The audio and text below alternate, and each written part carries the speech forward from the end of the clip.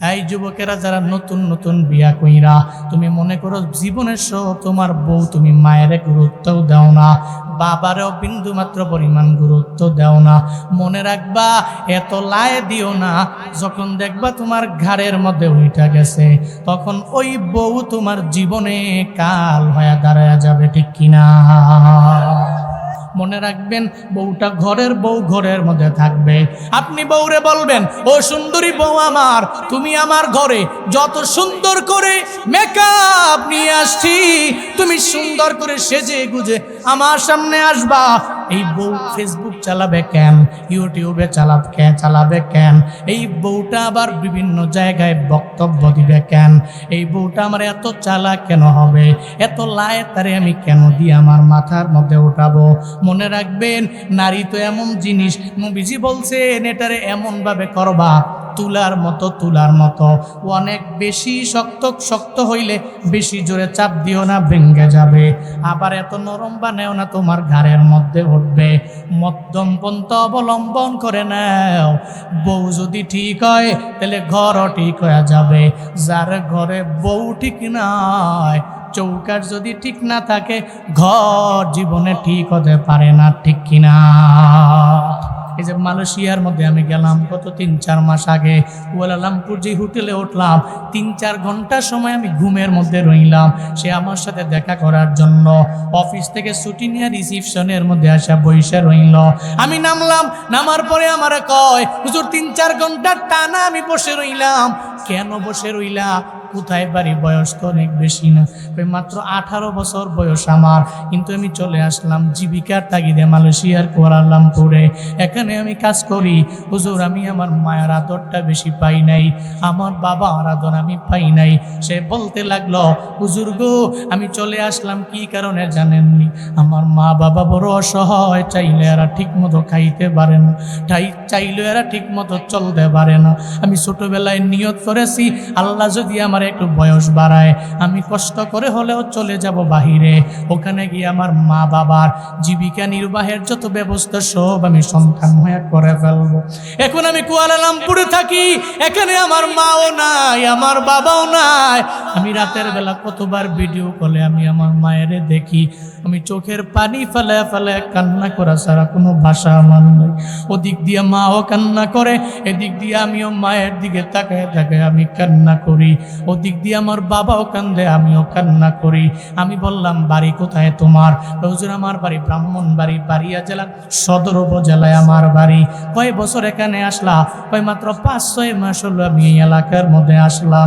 হুজুর দোয়া করবেন আমার মায়ের জন্য, দোয়া করবেন আমার বাবার জন্য।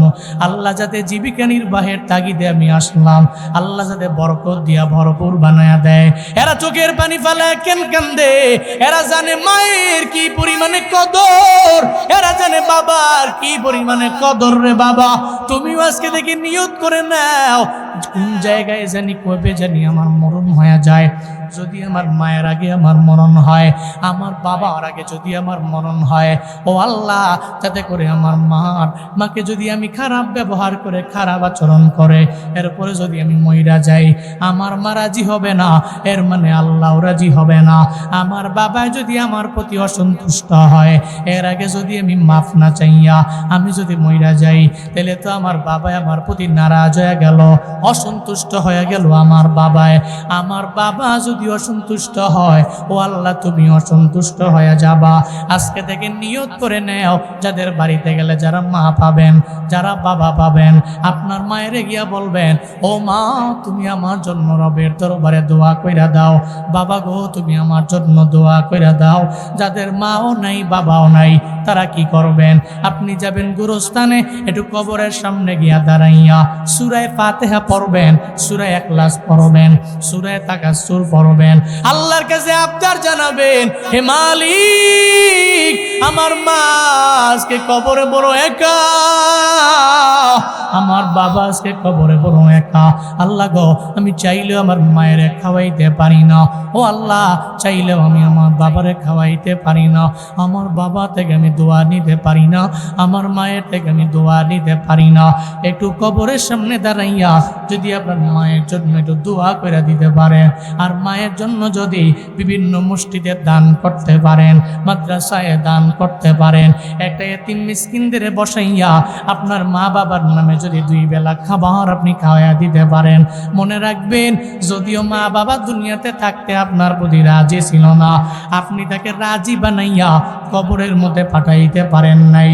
আল্লাহর কসম করে বলি, মদিনাওয়ালা নবী জানায়া দিয়েছে, যদি মায়ের আত্মীয়দের সাথে ভালো আচরণ কইরা আর মা বাবার রুহের মাগফিরাতে একটু গরিব মিসকিনদের যদি আমার উম্মত খাওয়াইয়া দিতে পারে, ওই মা বাবার কবর থেকে রুহানি দোয়া সন্তানের দরবারে পৌঁছবে। চিল্লায়া পড়া যাবে কি মারহাবা। الذي جعل لكم الأرض فراشا والسماء بناء। আল্লাহ পাক রব্বুল আলামিন জানায়া দিলেন ইয়াতে, আল্লাহ কয় আসমান বানাইলাম, জমিন বানাইলাম। ও বান্দা, আসমানের নিচে যা আছে, জমিনের উপরে যা আছে, যত কিছু আছে সব আমি আল্লাহর বানানো, সব তো আল্লাহর বানানো। এদেরকে আমি আল্লাহ জীবন দিয়া দিলাম, জীবন দিয়া দিলাম। জীবনের পরে আমি আল্লাহ আবার তাদের মরণ বরণ করাবো, এরা মৃত্যু বরণ করবে। এটাই আমার মাওলার পরিচয়। আল্লাহ কয়ে বানাইলাম জীবন, আমি বানাইলাম আমি আল্লাহ মরণ। বান্দারে, তোর মরণ বরণ করা লাগবে। এমন কোনো বান্দা নাই যেই বান্দা বলতে পারবে আমি মরব না। এই শুধু আদম নবী কেন, হযরতে মূসা নবী কি মরেন নাই? ইন্তেকাল করেন নাই? হযরতে মূসা, যে মূসা নবী লকব হলো কালিমুল্লাহ, আল্লাহর সাথে কথা বলতে বলতে বলতে বলতে কালিমুল্লাহ, ওই মূসা নবীও দুনিয়া থেকে বিদায় নিয়ে চলে গেল। হঠাৎ করে ওনার ঘরের মধ্যে ঢুকে গেল, কোনো সালাম নাই কালাম নাই। মালাকুল মউত ঢুকে গেল। মালাকুল মউত যায় কয়, মূসা পয়গম্বর, আপনার রূহটাকে নেওয়ার জন্য চলে আইলাম। কয়, কে তুমি? কয়, আনা মালাকুল মউত। আমার দরবারে আসলা, অনুমতি নাই, পারমিশন নাই, সালাম টালাম না দিয়ে আমার দরবারে হাজির হয়ে গেল। এটা বলতে দেরি হয়ে গেল, এটা বলতে দেরি হয়ে গেল। সঙ্গে সঙ্গে মূসা নবীর মুখের আগে হাতটা আগে চলে, মুখ দিয়া কিছু বলে না, মুখ দিয়া কোনো জবাব দেয় না। ফেরাউনের বাবুর শিরে এক থাপ্পড় দিয়া তো দুনিয়া থেকে বিদায় করে দিল। মালাকুল মউতের মারছে থাপ্পড়, সঙ্গে সঙ্গে 100 হয়ে গেছে কানা। আল্লাহর কাছে যায়, আল্লাহ, মূসা নবীর দরবারে গেলাম, এমন এক থাপ্পড় লাগাইলো। আমার নবীর দরবারে গেলি, আমার নবীর মুখের আগে হাতটাই তো বেশি চলে, মুখের আগে হাতটাই তো বেশি চলে। এই কথা বলার পরে সঙ্গে সঙ্গে এবার আল্লাহ জানায়া দেয়, আমার মূসার সাথে আমার কথার বাকি আছে। মালাকুল মউত, তুমি যাওয়ার দরকার নাই, আমি তোমারে পাঠাবো, এর পরে তুমি যাও। আল্লাহ পাক জানায়া দিল, রে মূসা, ও পয়গম্বর আমার, এবার আপনি বলেন না, আপনি কি আমার দরবারে আসবেন না? অবশ্যই আসবো, তবে আমার হায়াত আরো বাড়াইয়া দেওয়া লাগবে। আমি আল্লাহ আপনার হায়াতটারে আরো বাড়াইয়া দিব। কেমনে বাড়াবো? একটা গরুর উপরে আপনি আপনার হাতটাকে রাখেন, গরুর উপরে উনি হাতটাকে রাখলেন, আপনার হাতের নিচে যত পশম আছে, ওই পশমগুলো গণনা করলে সংখ্যায় যত দাঁড়াবে, আমি আল্লাহ এত বছর আপনার হায়াত আমি আল্লাহ বাড়াইয়া দিব। হযরত মূসা নবী কয়, ও আমার রব, আপনি যদি আমারে 1000 বছর বাড়াইয়া দিন, আপনি যদি আমারে অনেক বছর দুনিয়ার মধ্যে আপনি রাখেন, এরপরে কি আমার মরণ হবে না? আল্লাহ পাক জানায়া দিল, রে মূসা, সুম্মাল মাউত, এরপরে তোমার মরণ হবেই হবেই হবেই হবে। ইন্তেকাল তোমার হয়ে যাবে, ইন্তেকাল তোমার করাই লাগবে, মরণ বরণ করাই লাগবে। হযরতে মূসা কয়, যেই এলাকার মধ্যে থাকা যায় না, যেই দুনিয়ায় থাকা যায় না, যেই জমিনের মধ্যে থাকা যায় না, আমি ওই জমিনের মধ্যে থাকতেও চাই না। ও আল্লাহ, তুমি আমারে এখনো নিয়ে যাও। এর মানে মূসা নবী বিদায় নিয়ে চলে গেল। আমার মায়ার নবী, যেই নবীর না বানাইলে আল্লাহ আসমান বানাইতো না, যেই নবীর না বানাইলে আল্লাহ জমিন বানাইতো না, সেই নবীর না বানাইলে আমার আল্লাহ কিছু বানাইতো না। ওই নবীও তো ইন্তেকাল করলেন, আমার মায়ার নবী। আল্লাহ মালাকুল মউত পাঠাইলেন, যদিও পারমিশন নেওয়ার জন্য আগে বললেন, এই পারমিশন দিলে রূহটাকে কবজ করতে পারবা, পারমিশন না দিলে রূহটাকে কবজ করতে পারবা না। আমার মায়ার নবীরও ইন্তেকাল হয়ে গেল। এর মানে বোঝা গেল আমিও মরে যাব, আমার মাও মরে যাবে, আমার বাবাও মরে যাবে, আমার দাদাও যেমন মারা গেল, সব এক এক করে মারাই যাবে। জীবন যার একবার, এর মানে মরণও একবার। এখানে এমন কেউ নেই যে বলতে পারবে আমি মরব না। তেলে যেহেতু আমার মরাই লাগবে, আমার জীবন যেহেতু একবার, আমার মরণও একবার। আল্লাহ কয় আমি জীবনও বানাইলাম, আমি আল্লাহ মরণ বানাইলাম। কেন বানাইলাম? লিয়াবলুয়াকুম আইয়ুকুম আহসানু আমালা। ও বান্দা, আমি আল্লাহ পরীক্ষা করার জন্য কারা আমলের দিক থেকে উত্তম, কারা এই দুনিয়ার জমিনে আসার পরে কারা ঠিক মতো 5 ওয়াক্ত নামাজ পড়লো, কারা পড়ে নাই, কারা রমজানের 30টা রোজা রাখলো, কারা রাখে নাই, কারা নেক আমলের লাইনে অগ্রগামী হয়ে গেল, কারা হয় নাই, কারা ভালো কাজ করলো, কারা করেন নাই, কারা খারাপ কাজ করলো, কারা খারাপের দিকে যায় নাই, কারা আবরার হয়ে গেল, আর কারা ফুজ্জার, কারা নেক আমল করনেওয়ালা আর কারা গুনাহ করনেওয়ালা। এটা জানার জন্য আমি আল্লাহ এদের বানাইলাম, এদের জীবন দিয়ে দিলাম আমি আল্লাহ, এদের মরণও দিয়ে দিলাম আমি আল্লাহ। তাহলে আমগো কাজ কি? এই জমিনের মধ্যে থেকে আমাদের কাজ হলো আমলের মাত্রা বাড়ায়া দেওয়া না কমায়া দেওয়া। الذي خلق الموت والحياة ليبلوكم أيكم أحسن عملا وهو العزيز الغفور।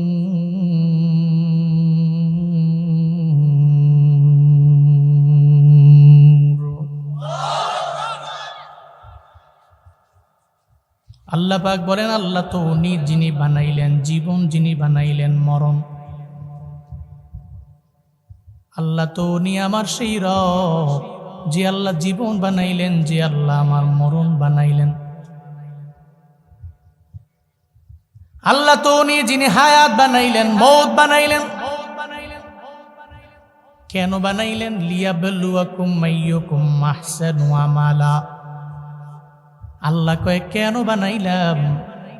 লিয়াবলুয়াকুম, যাতে করে তিনি তোমাদের পরীক্ষা করতে পারেন। আইয়ুকুম আহসান, কে অধিক উত্তম। কয় কোন দিক থেকে? কয় আমালা, আমলের দিক থেকে কে বড় দামি, কে বড় উত্তম, এটা যাচাই করার জন্য। আল্লাহ পাক বলেন, আমি আল্লাহ বান্দার জন্য হায়াত বানাইছি, আবার মৌত কেন বানাইলাম?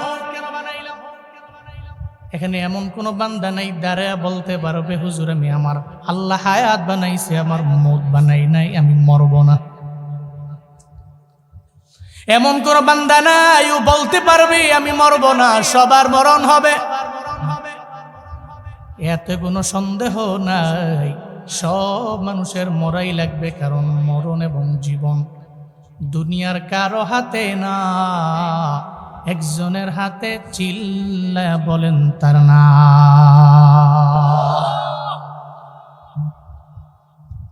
আল্লাহ কয় আমি জীবন বানাইছি বান্দা তোর জন্য, আমি আল্লাহ মরণ বানাইছি তোর জন্য। তুই যদি এই চিন্তা করো আমি আসমানের উপরে উঠবো, এই জায়গায় আমারে কেউ দেখবে না, আমি 4 দেয়াল বানাবো, কেউ দেখবে না, ও যদি চিন্তা নিয়ে আগায় দুনিয়ার কোনো মানুষ আমারে দেখবেও না, চিনবেও না, আজরাইল আমার সামনে আসতেও পারবে না। এই চিন্তা নিয়ে যে আগায় জীবনে কোনোদিনই বান্দা মরণ থেকে বাঁচতে পারবে? পারবে? পারবে? মরণ থেকে যতই পালাও, মরণ তোমায় নিবে ঘিরি। যদিও সুদূর আকাশ পরে লাগিয়ে সেথায় লাগাও সিঁড়ি। মরণ থেকে যতই পালাও বান্দা বাঁচতে পারা যাবে না, কারণ মরণ বানাইলেন কে? আল্লাহ কয় আমি মরণ বানাইলাম, এটা আমার পরিচয়, আমি জীবন বানাইলাম। আমগো সবার আদি পিতার নাম হলো হযরতে আদম আলাইহিস সালাম। হায়াত পাইলেন দুনিয়ার জিন্দেগিতে 1000 বছর। কয় বছর? 1000 বছর হায়াত। 940 বছর যখন চলে গেল, সঙ্গে সঙ্গে আল্লাহ কয়, আই মালাকুল মউত, আদম নবীর দরবারে যাও, যে বলো, ও আদম নবী, আপনার দুনিয়ার লাইফে সব সময় এন্ড হয়ে গেল, সমাপ্ত হয়ে গেল। আদম নবীর দরবারে মালাকুল মউত হাজির হয়ে গেলেন। আয়েশা বললেন, ওই আদম নবী, আনা মালাকুল মউত, ও আদম পয়গম্বর, আপনার দরবারে আমি হাজির। উকিলা বিকুম, আপনাদের রূহটাকে কবজ করার জন্যই তো আমার আল্লাহ পাক রব্বুল আলামিন বানাইলেন। 940 বছর হায়াতের বেলায় মালাকুল মউত আদম নবীর দরবারে হাজির হয়ে গেল। আদম নবী কয়, এই আল্লাহ তো আমারে 1000 বছর হায়াত দিল, 60 বছর বাকি থাকতে কেন তুই আমার দরবারে আসলা? মালাকুল মউত রবির দরবারে যা বলে, ও মালিক, আপনার নবী তো বলতেছে আরো 60 বছর হায়াত বাকি নাকি আছে, আপনার নবী অনুমতি দেয় না, পারমিশন দেয় না। কয় নবী তো বইলা গেল, রুহের জগতে যে আমার পয়গম্বর হায়াত দিয়া দিল দাউদ নবীর, সন্তানের হায়াত দিয়া দিল 60 বছর, ওই ব্যাপারে আমার নবীর মনে নাই। এই জন্য আদি পিতাও বলে গেল, আদি পিতার সন্তানেরা স্বভাবজাত কারণে দেখবেন গলা দিয়া খাবার নামলেই মানুষের কৃতজ্ঞ আর হয় না, ভুলে যায়। ভাই ভাইয়ের কদর দিতে জানে না। কত পরিশ্রম করে বড় ভাই সৌদি আরবে কাটলো 30 বছর লাগাইয়া, নিজে ঘাম জড়াইয়া পরিশ্রম করে করে পুরা জিন্দেগিটা কাটাইয়া দিল বাহিরে। এমন একটা হালাতে ওই ব্যক্তিটা অসুস্থ হয়ে স্ট্রোক করে যখন বাংলাদেশে জমিনে চলে আসলো, এখন আসার পরে তার ঘরের মধ্যে মেজো ভাই আছে, ছোট ভাই আছে, একজনও আর বড় ভাইরে বিন্দু মাত্র পরিমাণ পাত্তা দেয় না। উনিও চোখের পানি ফালায়া ফালায়া রুমের মধ্যে কান্না করে, আমি তো আমার ব্যাংকের অ্যাকাউন্ট আমি বানাইলাম না, আমার সন্তানাদির জন্য আমি কিছু করলাম না, সব আমার পরিবারের জন্য আমি দিয়া দিলাম। আমার পরিবারের লোকেরা এখন বিন্দু মাত্র পরিমাণ আমার গণনায় ধরে না, কোনো কাজের মধ্যে আমারও নেয় না। এমন নিমক আর আমি গলা থেকে নাইমা গেলে বইলা যায়। আমগো মানুষদের মধ্যে আছে না নাই? এমন মানুষের অভাব নাই। নাসিয়া আদম ফানাসিয়া বানু, আদম নবী ভুলে গেল, এজন্য সন্তানেরা ভুলে যায়। এমন কি এমন নিমক আরাম সন্তান এত পরিমাণে ভুইলা যায় যে মায়ের তারে 10টা মাস গর্ভের মধ্যে নিয়ে নিল, ওই মায়ের কথাও চিন্তা করে না, টেনশনের মধ্যে নেয় না, মায়ের খবর নেয় না, বৃদ্ধাশ্রমের মধ্যে নিয়ে মায়েরে দিয়া দেয়। এমন নিমক আরাম সন্তান আছে না না? যেই মা তোমার জন্য এত পরিমাণে কষ্ট করলো, ঘাম জড়াইলো, রক্ত জড়াইলো, যেই মা দুনিয়াতে আসার পরে যেই মা তোমার আমার জন্য এত পরিমাণে কষ্ট করলো, 2টা বছর টানা তোমার মায় তোমারে দুগ্ধপান করাইলো, পরিবারের সব লোকেরা চলে গেল দাওয়াত খাওয়ার জন্য। একটা পর্যায়ে তোমার বাবায় যখন তোমার মায়ের দরবারে যায় আর যা বললো, ও বউ আমার চলো না একটু ঘুরার জন্য যাই। কয় আমি যাইতাম না। কেন যাবি না? কয় আমার পেটের মধ্যে বাচ্চাটারে নিয়ে বিভিন্ন জায়গায় আমার ঘোরাফেরা করলে হবে না, জিনের আসর লাগবে, আমার সন্তানের বড় ক্ষতি হবে। এই চিন্তা নিয়েও মা জানায় দিল, সব আমার পরিবারের লোকেরা তোমরা ঘোরার জন্য বিভিন্ন জায়গায় যাও, আমি মা জীবনে কোনোদিন যাইতে পারি না, আমার সন্তানের ক্ষতি হয়, আমি মায়ে কোনোদিন এটা মাইনা নিতে পারবো না। এই পরিবারের লোকেরা তোমরা যাইলে যাইতে পারো, আমি মায়ে না। তোর জন্য তোমার মা এত পরিমাণে কষ্ট করলো গর্ভের মধ্যে লইয়া। এমন অনেক রাত গেছে মা ঠিক মতো পুরাটা রাত বিন্দু মাত্র পরিমাণ ঘুমাইতে পারে নাই, সকাল বেলাও খাইতে পারে নাই, দুপুর বেলাও খাইতে পারে নাই, রাতের বেলাও মা খাইতে পারে নাই। দিন এবং রাত চলে গেল, মায়ের চোখের মধ্যে ঘুম নাই, মা ঠিক মতো খাইতেও পারলো না, সব তোমার জন্য মায়ের স্যাক্রিফাইস। এরপরেও সন্তান দেখবেন বড় হয়ে গেলে ঘরের মধ্যে বউ চলে আসলো, আগে মায়ের খবর ঠিকঠাক নিত, এখন বিন্দু মাত্র পরিমাণ মায়ের খবর নেয় না। এমন নিমকারাম সন্তান আছে না না?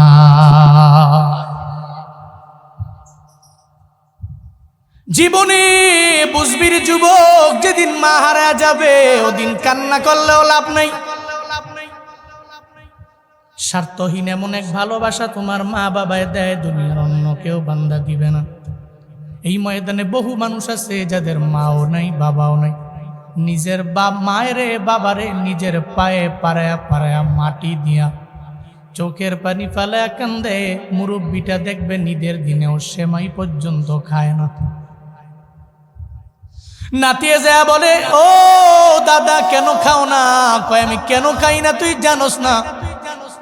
ছোটবেলায় আমি গরিব ছিলাম, বড় অসহায় ছিলাম, আমার মায়ের চাইলেও দামি সেমাই কিনা খাইতে পারতো না। আমার বাবারে আমি কতবার দেখছি অন্যের বাড়িতে গিয়ে গিয়ে খাইতো।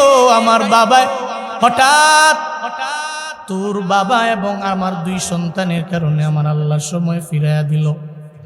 আমি চাইলে আমার বাবারে দামি দামি বাজার থেকে ফল কিনা এখন খাওয়াইতে পারি। আমার কপাল বুঝিয়ে তো খারাপ, আমি চাইলেও ফল আনতে পারি, জনম দুঃখিনী মায়ের মুখে আমি তুলে দিতে পারি না। এই জন্য মুরব্বিটা ঈদের দিনেও চোখের পানি ফেলে কান্না করে নিজের মায়ের কারণে। ওদিন চোখের পানি ফেলে ফেলে কান্না করলেও বান্দা বিন্দু মাত্র পরিমাণ কোনো লাভ নাই। থাকতে দাম দেও, থাকতে কদর দেও, থাকতে মায়ের থেকে দোয়া নিয়ে আগে যাও।